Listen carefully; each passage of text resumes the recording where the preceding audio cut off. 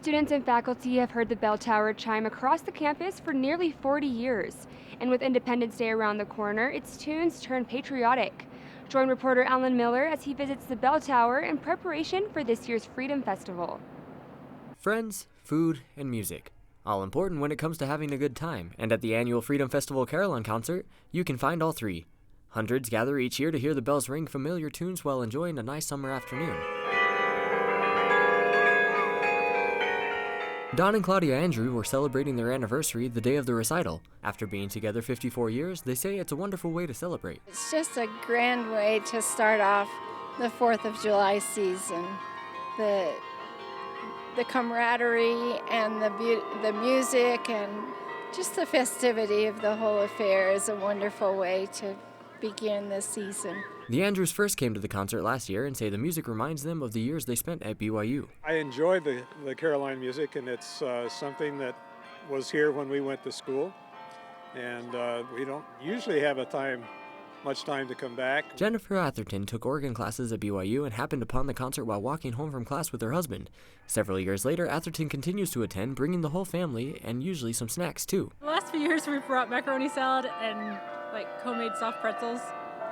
So it's kind of tradition, I guess. The Centennial Carillon Tower has stood overlooking BYU's campus since its dedication in 1975. The tower itself is 97 feet tall and contains 52 bells that span a range of nearly 4.5 octaves. The bells on the Carillon range from the lowest bell weighing over 4,000 pounds to the highest bell weighing 21.5 pounds. Russell Sorensen started playing the carillon while studying piano here at BYU. He says there were no students playing the carillon at the time, so it became his job. It was then that Sorensen started the annual concert. I was looking for ways to promote the carillon and came upon the idea that we should do a recital for the Freedom Festival. Sorensen says they initially promoted the recital as a heavy metal concert. After only a couple of years, he says that they had nearly 1,000 people in attendance. It was then that he was joined by BYU carillonneur Don Cook.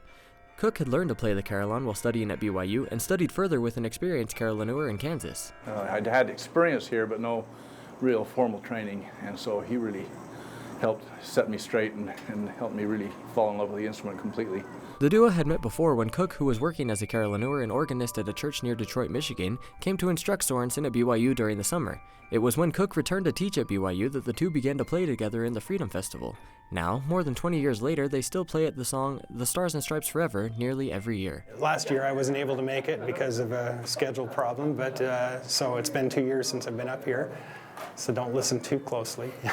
Sorensen says he loves having the opportunity to share the instrument with others. Just the whole atmosphere of it, the people running around, the kids rolling on the grass, the people out and enjoying themselves and hearing the carillon being played and getting to know the instrument a little bit. Cook says he feels like he has more freedom with the carillon than other instruments. My favorite part about the carillon is the expression that it's capable of. You can play from the very softest sounds to the very loudest and everywhere in between. Alan Miller, BYU Weekly.